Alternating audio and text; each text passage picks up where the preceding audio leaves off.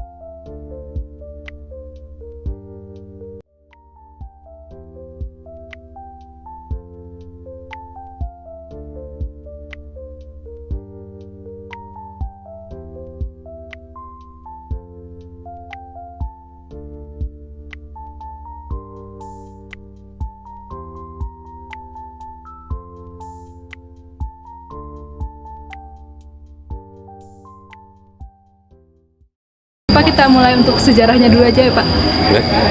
Baik, sekarang kita sudah bersama Bapak Endri. Iya.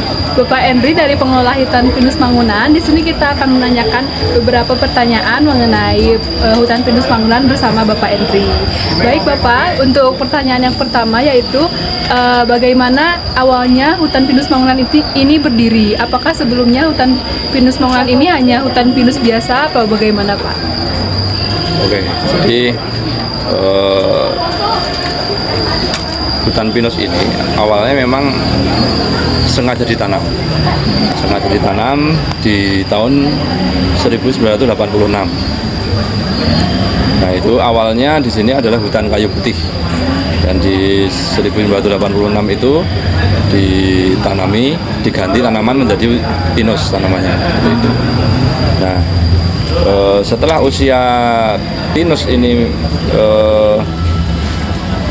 berusia 30-an tahun, nah ini dari Dinas Kehutanan ada program penyadapan getah pinus. Nah, itu dilakukan mulai tahun 2009. Nah, ini dari Dinas Kehutanan ini mendampingi warga masyarakat sekitar hutan yang namanya adalah kelompok tani hutan itu untuk menyadap pinusnya, dan itu untuk nanti hasilnya untuk sumber pendapatan daerah juga, PAD itu. Nah, ketika warga masyarakat ini berada di dalam hutan, mereka mengetahui bahwa di hutan pinus ini banyak orang berkunjung ke sini, banyak orang datang ke sini untuk istilahnya ya berlibur. Padahal waktu itu kondisi hutan ini memang masih benar-benar hutan. belum dibersihkan, maksudnya masih ada semak-semak kayak gitu. Nah, dari kelompok tani hutan itu punya inisiatif untuk membuat penitipan kendaraan. Soalnya ketika banyak orang yang kesini, waktu itu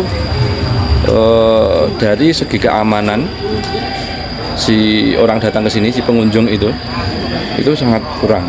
Jadi parkirnya cuma sembarangan di pinggir-pinggir jalan ini, Masih belum tertata. belum tertata dan masih parkir sembarangan. Nah itu banyak orang yang datang itu ada barang-barang yang hilang ketika ditaruh di motor kayak gitu. Nah terus si petani hutan itu punya inisiatif untuk mendirikan tempat penitipan kendaraan biar aman. Soalnya ketika orang yang datang ke sini itu nanti ada barang yang hilang, terus ada sempat dulu itu pernah ditodong kayak gitu, dikira petani hutan itu yang melakukannya kayak gitu. Jadi di sini ada kegiatan penyadapan itu dan orang yang datang itu taunya juga sama orang yang berkegiatan di sini gitu. Tanya itu bertanyanya ya sama orang yang ada di sini, tahu nggak tadi saya naruh helm di motor hilang, naruh tas di motor nggak ada, tahu nggak gitu. Nah dari situ ada inisiatif itu untuk mendirikan penitipan kendaraan dan itu ada yang jaga dari kelompok tani itu di jadwal. Jadi dalam satu hari itu ada satu orang yang khusus menjaga kendaraan kalau ada orang yang berkunjung ke sini. Nah tapi itu masih belum ada fasilitas apapun, jadi cuman menjaga kendaraannya aja seperti itu. Itu di tahun 2011 waktu itu mulai ini itu dan itu mendirikan tempat penitipan kendaraan itu di sini pakai seng kayak gitu, pakai atapnya seng kayak gitu. Nah di tahun 2014 itu ada kunjungan dari Ngarso Dalem, Gubernur Daerah Istimewa Yogyakarta. Nah itu berkunjung ke sini dalam acara penanaman pohon waktu itu. Nah dari sini ada perwakilan dari kelompok tani hutan itu yang diwakili oleh Pak Purwoharsono. Nah itu menyampaikan bahwa di sini ini ada kegiatan masyarakat penyadapan getah pinus, tapi ada kegiatan lain. Nah itu seperti kegiatan pariwisata, maksudnya ada penitipan kendaraan dan orang datang ke sini ini untuk berkunjung menikmati suasana alam kayak gitu. Nah disampaikan seperti itu, Ngarso Dalem matur kalau di sini di Pinus Mangunan ini mau dikembangkan, silahkan berkirim surat ke pemerintah. Maksudnya nanti biar di sini ini legal, maksudnya untuk perjalanan kalau mau dirintis sebagai tempat wisata itu tempat wisata yang legal seperti itu. Setelah itu kita dari kelompok tani hutan itu mencoba berkirim surat.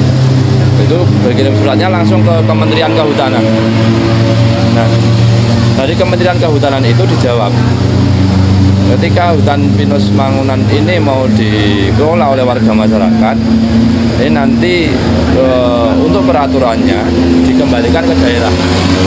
Maksudnya peraturan yang mengatur tentang nanti itu kerjasama atau apapun itu dikembalikan ke DIY seperti itu.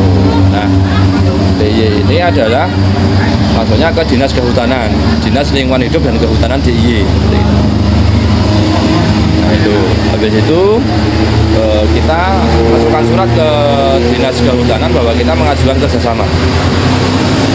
Nah, dari Dinas Kehutanan itu, ketika warga masyarakat akan kerjasama dengan Dinas Kehutanan, ini harus ada masyarakat itu mempunyai badan hukum.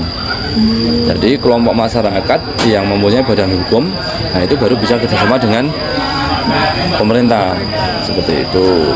Nah, seperti itu. Nah, pada waktu itu di sini udah mulai ramai 2014 sampai 2016 itu kunjungan di sini udah mulai ramai. Jadi awal rintisan itu 2011 ketika banyak lonjakan orang datang ke sini.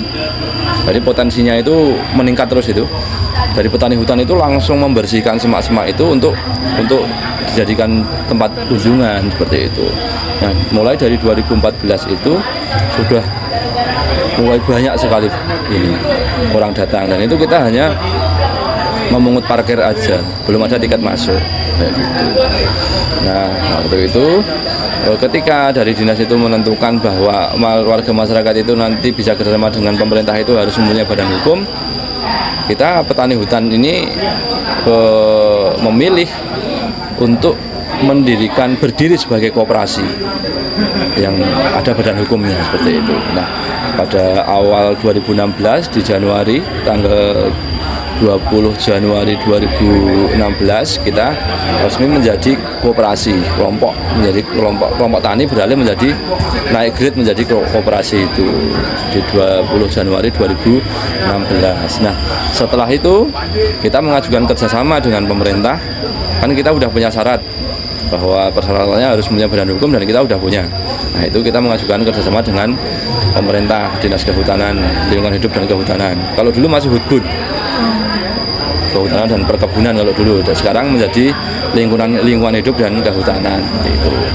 Nah, itu kita mengajukan, dan 2017 bulan Januari, jadi prosesnya 1 tahun itu kita mengajukannya setelah dapat legalitas koperasi itu menjadi badan hukum koperasi itu 2016 tanggal 20 Januari langsung kita ajukan. Nah, itu kita disetujui untuk bersama dengan Dinas Kehutanan itu di tanggal 31 Januari 2017. Nah, itu kita baru mendapatkan izin kerjasamanya, dan semua pungutan di sini ini yang menentukan atau yang membuat tiket itu dari dinas semua. Jadi kita cuma menjalankan. Jadi dari tiket parkir, itu parkir ada berapa macam parkir kendaraan, ada motor, mobil, bis, pelep, kayak gitu, itu dari dinas semua. Terus untuk jasa layanannya selain parkir itu ada tiket masuk, ada sewa tempat, ada sewa panggung, camping kayak gitu, seperti itu. Nah, itu dari dinas semua yang mengeluarkan, kita tinggal menjalankan seperti itu. Nah, terus mulai di 2017 itu kunjungannya paling memuncak itu di 2017 sampai 18 sebenarnya. Tuh. Jadi sejarah awalnya seperti itu. Mungkin nanti bisa tak bagi profil, mungkin bisa pelajari lebih lanjut, ada profilnya atau di koperasi itu. Jadi sebenarnya kita di sini adalah warga masyarakat sekitar hutan yang kerjasama dengan pemerintah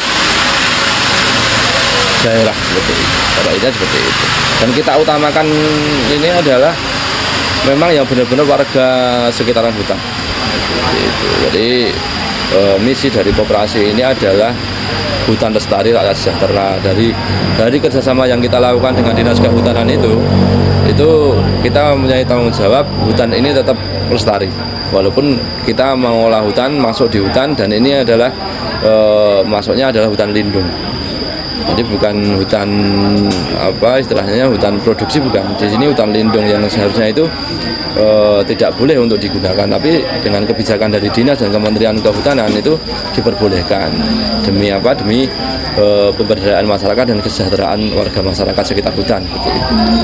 Intinya seperti itu. Yang jelas warga masuk hutan tetap lestari, dan kita setiap tahun ketika musim penghujan kita udah mulai tanam.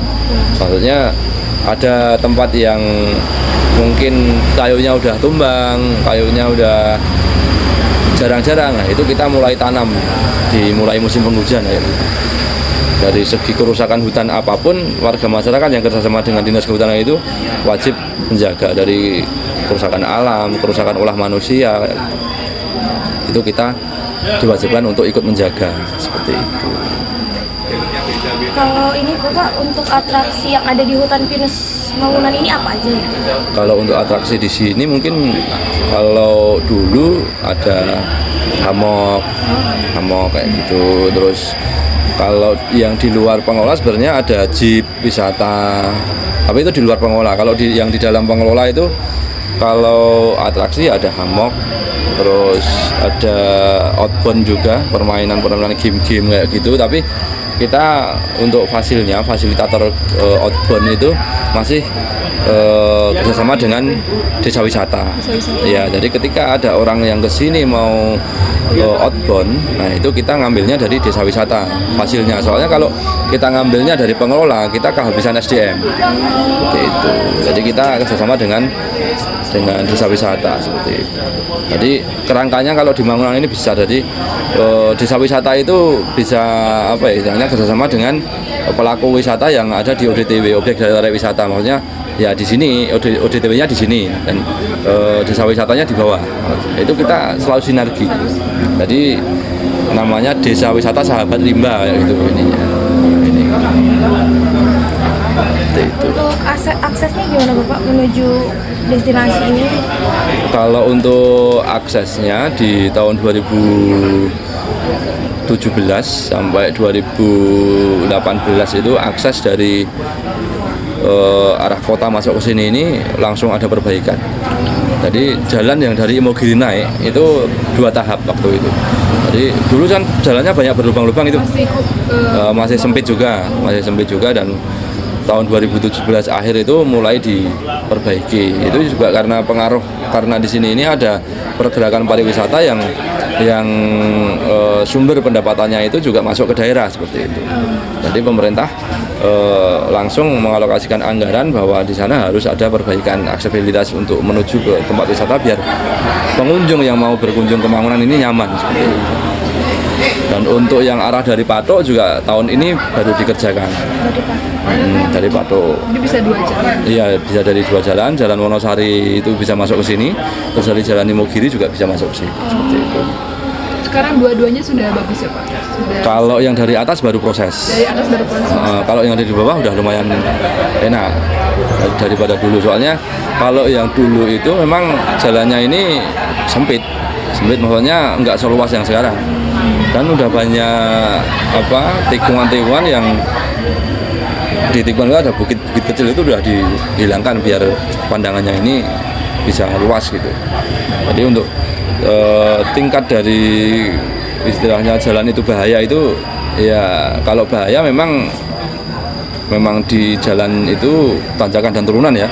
Nah itu, tapi kalau sekarang udah lumayan nyaman ketika orang jalan itu udah nggak bahaya kayak dulu ya gitu. Kalau ini fasilitasnya gimana Pak? Kalau untuk fasilitas pendukung di sini kelihatannya udah mencapai hampir sempurna ya. Maksudnya toilet sudah ada, musola, terus ada warung-warung penyedia makanan. Walaupun di sini warung kuliner ini kebanyakan instan. Jadi ya ada beberapa warung yang menyediakan makanan khas itu juga ada, tapi kebanyakan yang disediakan ya makanan-makanan instan seperti itu. Terus untuk jalan fasilitas jalur di dalam juga udah ini, maksudnya udah kita maksimalkan biar pengunjung itu nyaman. Terus ada semacam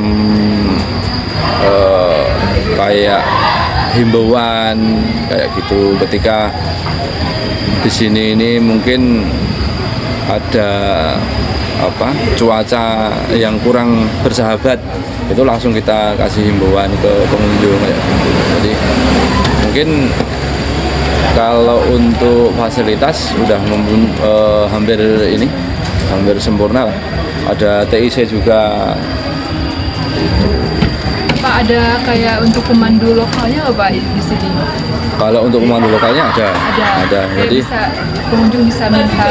Kalau waktu pengunjung ini memerlukan pemandu lokal, itu kita menyediakan. Jadi butuh pemandu lokal, kita sediakan.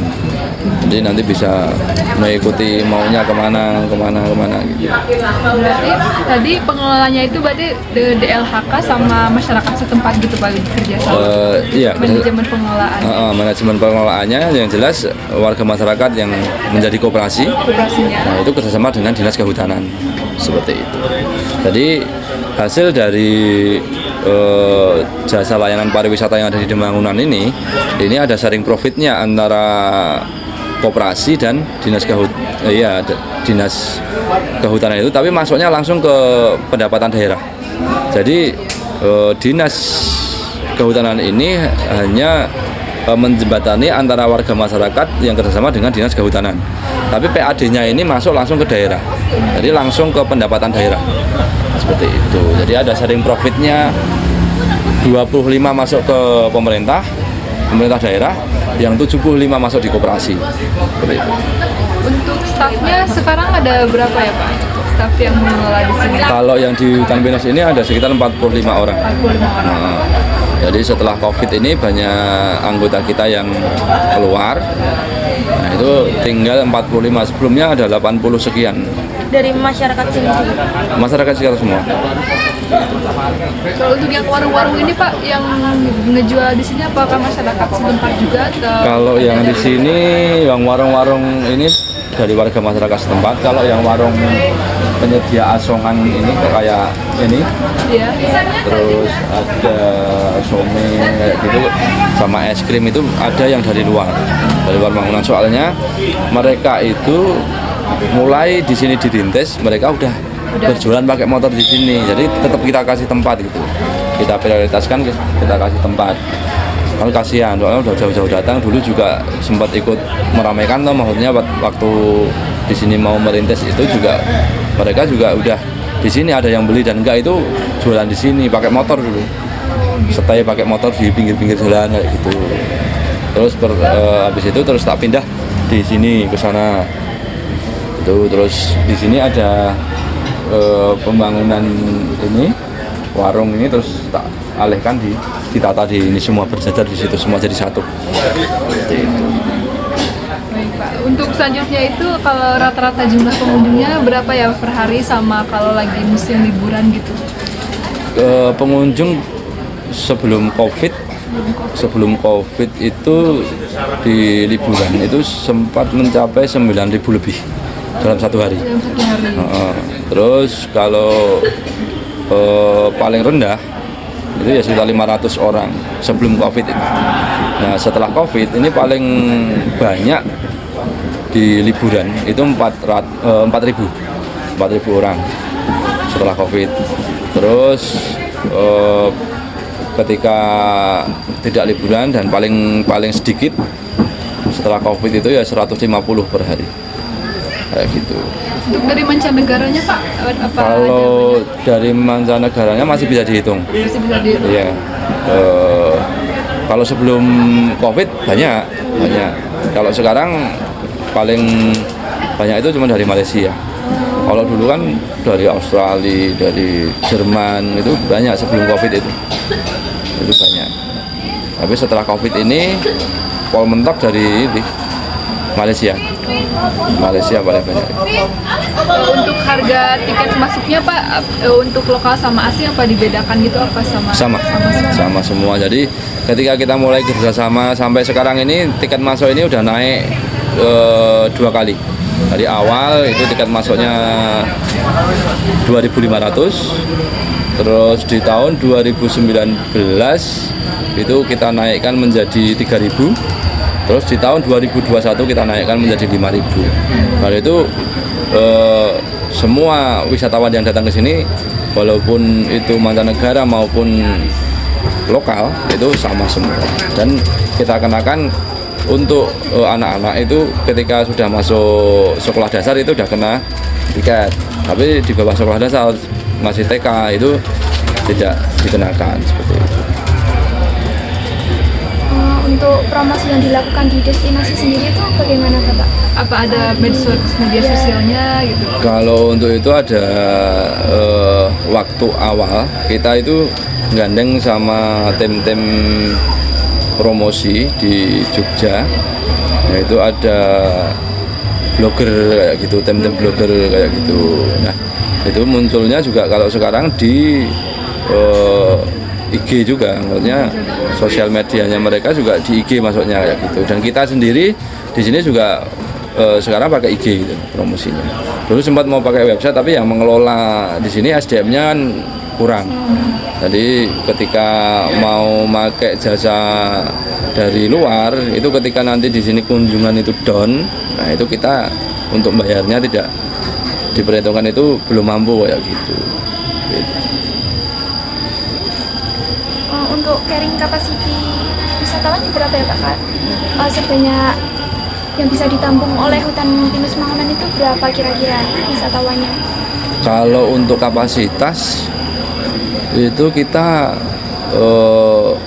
soalnya kalau pengunjung di sini itu keluar masuk toh. Iya. Jadi ketika di sini ini mau dikunjungi berapa orang pun sebenarnya bisa. Oke aja. Soalnya orang itu di sini paling lama kebanyakan 2 jam. 2 jam. Nah, itu keluar masuk. Nah, ketika dulu sempat ada kunjungan sampai angka 9.000 lebih, bahkan hampir 10.000 orang. Nah, itu di dalam itu segitu-gitu aja orangnya. Tapi parkirannya penuh, tapi di dalam hutan itu segitu-gitu aja. Soalnya kalau dilihat dari luar itu ya bergelombol begitu. Jadi kondisinya itu nggak sampai penuh gitu, enggak. Tapi kalau untuk kapasitasnya kita bisa, ini lokasi parkirnya yang kita tidak mampu sebenarnya. Yang terbatasnya lokasi parkir. Iya, jadi ketika parkirannya ini kan sempat waktu itu buka tutup, kendaraan roda 2 itu tidak muat parkir di sana sampai ke belakang sana, itu untuk parkir roda 2 itu tidak bisa. Jadi depan ini parkir roda 2 kita tutup, masih penuh gitu. Tuh, jadi kalau di sana udah ada longgar baru kita masukkan lagi kayak gitu. Untuk yang sudah dilakukan oleh pemerintah itu dalam pengembangan hutan pinus Mangunan sendiri apa Pak, selain jalan tadi? Kalau dari pemerintah itu yang jelas dari Dinas Kehutanan itu pendampingan ke kita, pendampingan dari segi masalah perawatan hutan kayak gitu, ada pelatihan kayak gitu, iya kayak gitu.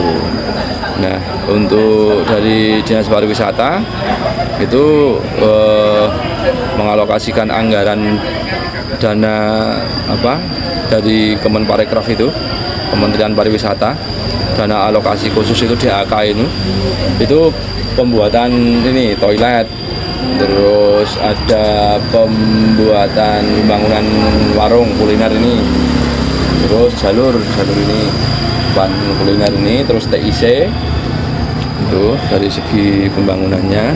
Terus yang di dalam itu ada pembangunan loket loket dari BPD, kalau loket panggung di bawah itu panggung sama jalan kayu itu dari DAK itu ada alokasi khusus. Jadi satu kali turun DAK di sini itu panggung sama jalur boardwalk itu, jalan kayu itu, TIC, toilet sama warung kuliner. Terus kalau dari segi pendampingan atau pelatihan itu dari Dinas Pariwisata itu juga intens, maksudnya sering monaf ke sini, terus ada pelatihan itu kita selalu diundang kayak gitu. Jadi meningkatkan istilahnya kapasitas SDM di sini itu biar lebih meningkat terus gitu dari segi pelayanannya. Apalagi waktu awal-awal dulu perintisan. Jadi ketika di sini baru mau merintis, yang namanya petani hutan mau berpindah menjadi penyedia jasa layanan pariwisata itu kan sangat susah. Jadi yang awalnya datang ke hutan itu bawa alat untuk bertani, yang sekarang datang ke hutan itu harus memakai sepatu, terus berpakaian rapi. Ya, itu yang merubah mindset masyarakat itu sangat susah. Jadi waktu perubahan itu yang sangat kesulitan kayak gitu. Makanya basicnya adalah petani. Kayak gitu. Kalau ini Pak, kalau waktu hutan pinusnya udah ada sertifikasi keahlian belum staf-stafnya yang ada di sini? Sertifikasi untuk? Sertifikasi keahlian, misalnya ahli-ahli di mana gitu. Kalau itu belum ada. Oh, belum ada. Jadi ketika kita mulai merintis itu baru ada pelatihan-pelatihan. Nah, itu baru ada punya sertifikat kayak gitu. Terus kayak sertifikat guiding lokal kayak gitu. Terus sertifikat pelatihan seumpama menjadi fasilitator outbound kayak gitu baru kita punya kayak gitu. Sebelumnya juga nggak ada yang tahu, maksudnya tidak mengenal pariwisata awalnya itu. Memang benar-benar murni warga masyarakat petani kayak gitu. Untuk yang ini Pak yang tampil ini saya tadi lihat itu dari masyarakat setempat juga yang main alat itu tambahan. Jadi warga masyarakat yang punya basic untuk seni ya itu kita masukkan biar mereka juga punya kegiatan seperti itu. Jadi tapi di sini masih apa istilahnya ngamen lah itu, kasarannya ngamen. harapan kedepannya nih Pak untuk hutan pinus Mangunan ini bagaimana Pak? Ya harapannya juga semakin banyak pengunjung, itu aja sih maksudnya. Kalau kita ini kan apa ya istilahnya jasa layanan pariwisata yang dominan dengan harus ada pengunjung yang datang. Itu. Jadi ya kita bekerja secara maksimal bagaimana caranya membuat tempat ini selalu nyaman dikunjungi seperti itu. Jadi mungkin kalau harapan kita ke dinas itu mungkin kalau dinas sudah supportnya udah luar biasa maksudnya ke sini. Jadi tinggal kita aja yang menjadi pengelola ini bisa apa ya membuat sesuatu hal yang bisa menarik banyak orang seperti itu. Jadi harapannya kita ya tetap kedepannya ini masih eksis lah banyak orang yang datang ke sini seperti itu. Dan kalau dilihat dari sekarang kita ini mungkin kunjungan sekarang sama yang tahun-tahun sebelumnya itu memang menurun banyak. Jadi kalau di persentase itu baru 40% dari waktu ketika kunjungan itu ramai banget kayak gitu. Jadi itu mungkin karena di Jogja juga udah banyak wisata alam yang mulai dibuka. Jadi menjamurnya tempat wisata itu juga pengaruh lah. Jadi harapan kita sebagai pengelola ya itu tempat ini masih banyak diminati warga masyarakat secara umum. Kalau pembangunan atraksi-atraksi di sini butuh berapa lama, Pak? Kalau Kayak loket sama kayu panggung-panggung tadi itu. Kalau untuk panggung kayak gitu dulu sekitar 3 bulan. Kalau loket ini kan kita swadaya. Nah ini nggak begitu lama, paling 1 bulan selesai kalau ini. Itu kalau yang itu loket masuk itu kan baru, itu ada CSR dari BPD Bank Daerah itu. Itu pembuatannya 2 bulan waktu itu. Pak tadi saya sempat lihat juga berarti untuk kayak sewa tempat itu ada harga bedanya lagi ya Pak? Iya. Ada pre-wedding, kayak sewa panggungnya. Jadi ketika kita menyewakan tempat itu tergantung kegiatan apa di sini. Jadi ketika prewed itu 200.000, sewa tempat untuk outbound, untuk gathering itu 250. Nah ketika kita menyewakan tempat untuk acara konser kayak gitu udah beda lagi, udah 3.500.000. Terus sewa tempat untuk syuting film udah 3.500.000. Nah konser itu terbagi menjadi beberapa kriteria juga. Ada kalau artis yang dibawa ke sini ini masih artis lokal, nah itu cuma 1 juta. Kalau udah nasional itu udah 3.500.000. Kalau udah internasional itu udah 5 juta. Ya, gitu. Tapi pernah ada event-event internasional ya di sini Pak kayaknya? Kalau untuk internasional belum ada. Cuman kemarin ini ada event dongeng yang penuturnya dari luar negeri. Nah, itu. Terus waktu di tahun 2018 itu ada kunjungan dari 40 negara di sini. Tapi kalau untuk event artis belum pernah untuk dari nasional itu apa? Internasional itu belum ada. Tapi kalau untuk event artisnya nasional itu sering. Ada Tulus, ada banyak kok itu. waktu awal-awal pembukaan setelah COVID itu Tulus pertama di sini. Pengunjungnya luar biasa itu. Sampai menolak pengunjung itu. Warganya sampai penuh, full, memang benar-benar full. Jadi pembangunan di sini untuk menyeluruh butuh berapa lama Pak? Satu tahun ada atau lebih? Kalau itu kan kita bertahap Mbak, jadi nggak satu kali langsung selesai. Dari segi fasilitas semua ini bertahap. Berarti masih ada pembangunan lagi kan? Iya, jadi tetap ketika nanti ada tempat-tempat yang mungkin butuh apa gitu, kita bikin kayak gitu. Jadi kalau untuk pembangunannya itu tidak langsung satu kali jadi, itu enggak. Toilet itu dulu awalnya toiletnya di sini loh, waktu perintisan itu ini di tempat ini sempat menjadi musola dan toilet. Jadi awalnya dipakai untuk musola, jadi orang datang ke sini itu kalau mau sholat kayak gitu kan nggak ada musola di sini, kita buatkan pakai kayak gubuk itu, kita kasih apa istilahnya penutup sampingnya itu.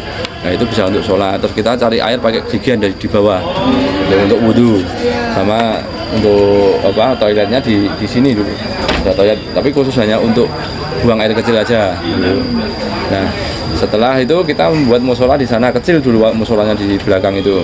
Nah ini menjadi toilet, yang awalnya musola menjadi toilet gitu. Jadi kita bertahap kayak gitu. Sudah, nggak ada lagi. Sudah ada.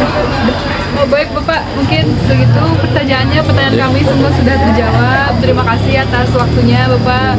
Mudah-mudahan lain kali bisa bertemu lagi, bisa bertemu lagi ke sini. Ya. Terima kasih Bapak. Sami-sami.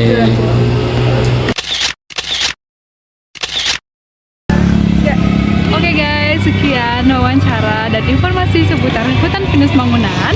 Semoga bisa menjadi informasi bagi yang nonton. Jangan